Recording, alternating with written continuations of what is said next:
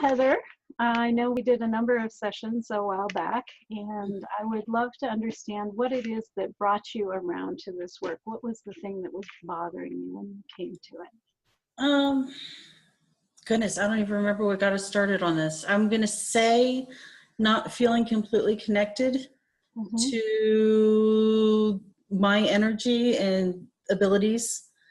They were there, but they always felt like they were really far away. And I don't even remember what our conversations were at this point now. They got us started because it's been such a long time ago, but it's been very divinely timed. Very divinely timed. Yeah, how is that? Well, you know, the old saying is when the student is ready, the teacher will appear. Yeah, after the traumas and such of the previous years, really taking some time to get back to me and my energy versus other people and their energy was definitely in need. Yeah. So what was your experience of going through the private sessions with me? What are the highlights that you recall? The highlights. Well, we certainly hit on some old issues that I thought had gotten cleared out that we cleared. I think the highlight has been what's come afterwards.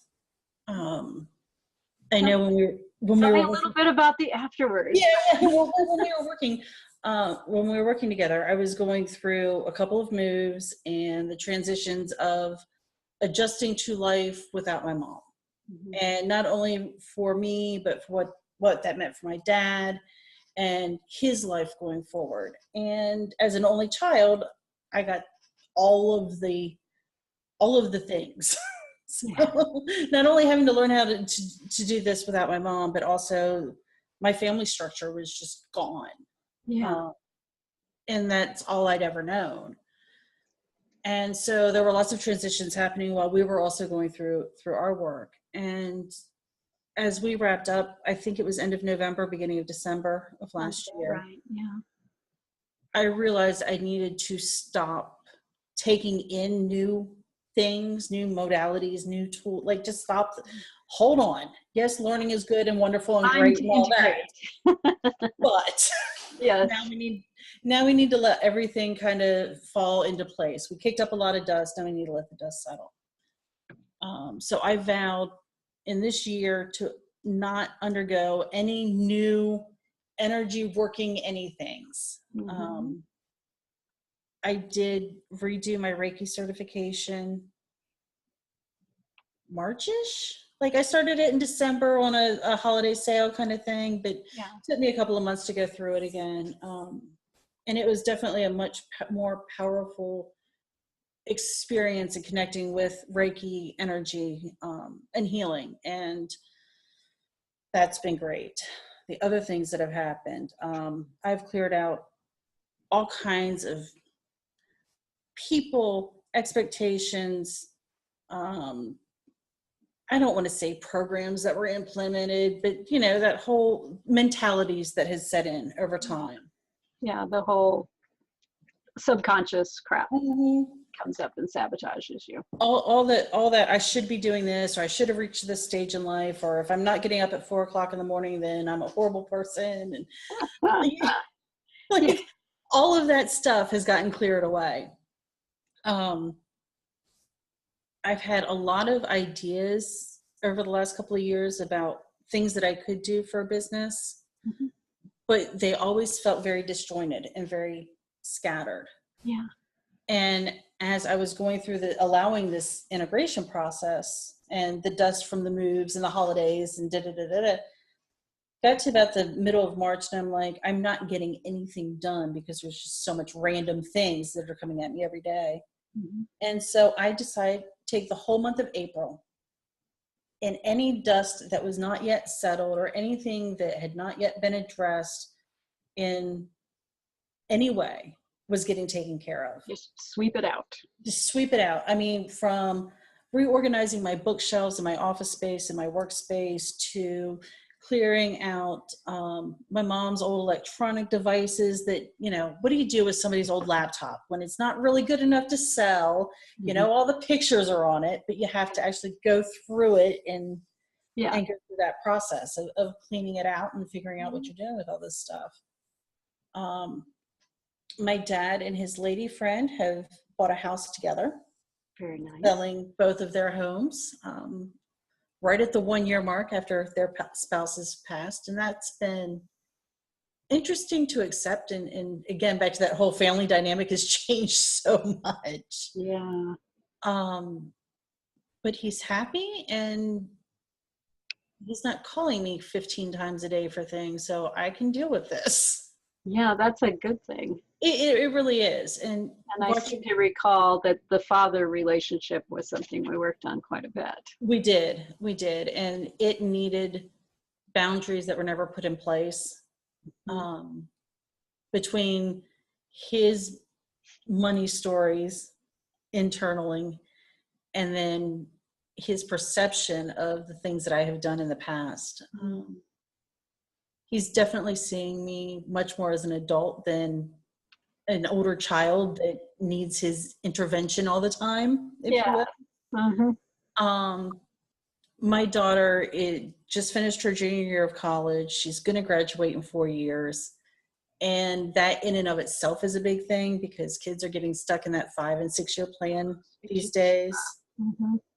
And seeing how she has stepped into adulthood. Oh, well, maybe I wasn't such a bad parent after all. Yes, maybe I did okay. Like, maybe I actually did okay at this. Wait a minute. If I did okay at that. I love that you gave yourself credit for that. That's awesome.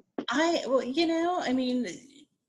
did. I sat down one day and I looked at all the stereotypes and all the statistics that she's beating. And she's sexual trauma as a child, divorced, separated parents, LGBTQ, maybe not. Yeah. It's like you start adding up all of these things. She being 21 and at college and graduating in 4 years with a degree that she can do something with, it's pretty epic. Huge win.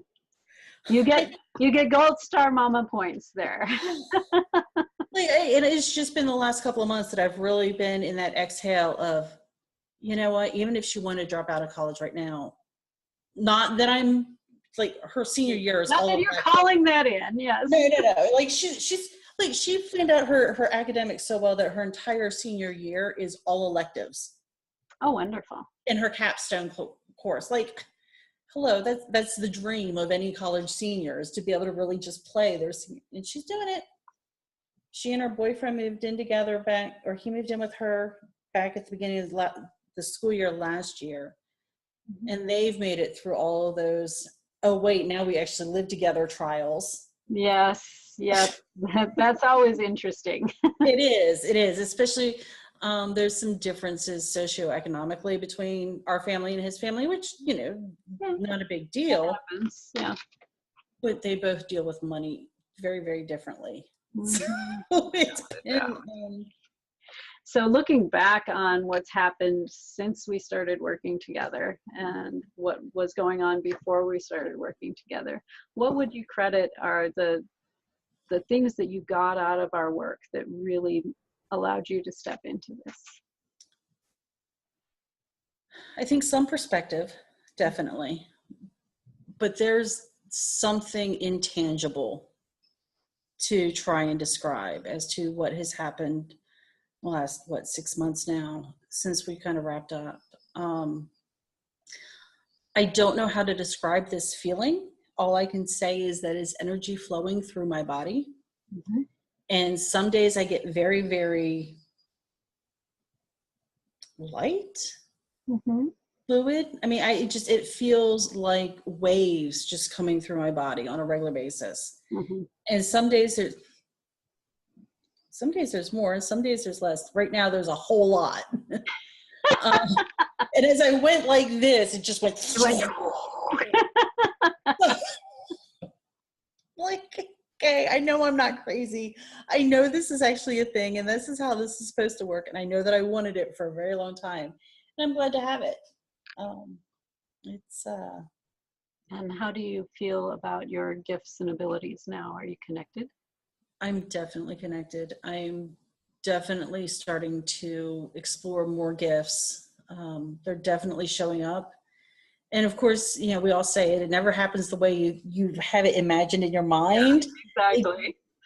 like, oh, okay, now I get it. You know, um, it's, I don't want to say overwhelming is the wrong word. Awesome is a word that's been definitely misused over time, Mhm. but it is very much awe-inspiring Mhm. and awe in feeling. Um, even with the news of the world as it is, Yes. I'm able to separate myself from the empath that I am.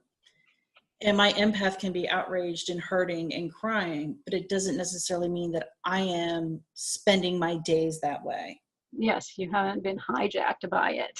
Yes, exactly. I haven't let it consume me. Whereas in years past, it's definitely something that if this was going on, I would have been so stuck Mhm. and glued to every breaking moment and every, you know, opinion piece and discussion and all that. And it's like, even online anymore, I'm not engaging, or if I engage, I'm like, I'm going to engage for like I'll make 3 comments on this if it turns into a discussion, and then Yeah, I'm and in. then I'm done. I'm Yeah. out. Yeah, So it's been interesting. beautiful. So what would you say to someone who's considering doing some of this work with me and hasn't quite been able to decide? What's the worst that's going to happen? You try it. You guys, you work with, do an hour and a half of session, and you either get something or you don't. I can't imagine not getting something Mhm. out of that. Um, but what's the worst thing that's going to happen? Yeah. You heal a little bit of trauma in your life. You heal a little bit of those old wounds. You see yourself and in your life in a different perspective, and feel confidence in yourself again. Yeah, Yeah. that's a beautiful thing. Is there anything else you'd like to share with someone who's watching this? Not that I can think of at the moment. Other than I have already referred at least one of my clients to you. And I have a couple more that may eventually, once they're ready to face that much of what's inside. Yeah, You're definitely going to be on my referral list. beautiful. Thank you. And I think that says a lot. You know, I know a lot of people don't necessarily know me, but if I'm willing to say, hey, go check this person out, it's because I've worked with them and I know what they're going to do and I know what you need and it matches. Yeah, beautiful. Thank you so much, Heather. Thank you.